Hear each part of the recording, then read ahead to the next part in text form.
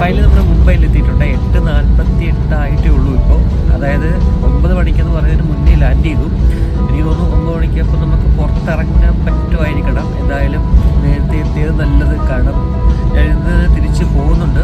അപ്പോൾ അതെങ്ങനെയാണെന്നൊക്കെ ഉള്ളത് അടുത്ത വീഡിയോയിൽ കാണാം. ഇപ്പോൾ നമ്മൾ ഇവിടുന്ന് നേരെ അന്തേരിക്ക് പോവാണ്. അന്തേരിയിൽ നേരെ CSTയിലേക്ക് ഇടാം. എയർപോർട്ട് രാവിലെ ആയതുകൊണ്ട് ഫുള്ളൊരു ഫോഗി മയം. ഒന്നും അങ്ങോട്ട് ക്ലിയർ അല്ല.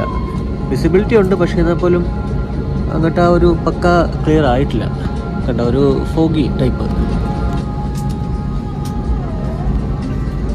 വിസ്താരയിൽ പല പ്രാവശ്യം ഫ്ലൈ ചെയ്തിട്ടുണ്ടെങ്കിലും ആദ്യമായിട്ടാണ് രാവിലെ ഫ്ലൈ ചെയ്ത്. രാത്രിയുള്ള ഫ്ലൈറ്റ് ആയിരിക്കും പൊതുവെ ഞാൻ എടുക്കാറുള്ളത്. ഒരു പ്രാവശ്യം ഞാൻ കൊച്ചിയിലേക്ക് ഫ്ലൈ ചെയ്തിട്ടുണ്ട് ഉച്ചയ്ക്ക്. അതായത് ഇപ്പോൾ ബ്രേക്ക്ഫാസ്റ്റും ലഞ്ചും ഡിന്നറും എല്ലാം തന്നെ ആ ഒരു വിസ്താരയിലെ കഴിച്ചു. ആ ടേസ്റ്റ് എനിക്ക് മനസ്സിലായിട്ടാണ്. എന്തായാലും എല്ലാം ഒരു ആവറേജ് എന്ന് എനിക്ക് പറയാൻ പറ്റുള്ളൂ. ഭയങ്കര വലിയ ടേസ്റ്റ് ഒന്നും എനിക്ക് ഫീൽ ചെയ്തില്ല. വെജിൻ്റെ കാര്യമാണ്, എനിക്ക് നോൺ വെജിനെ കുറിച്ച് അറിയത്തില്ല.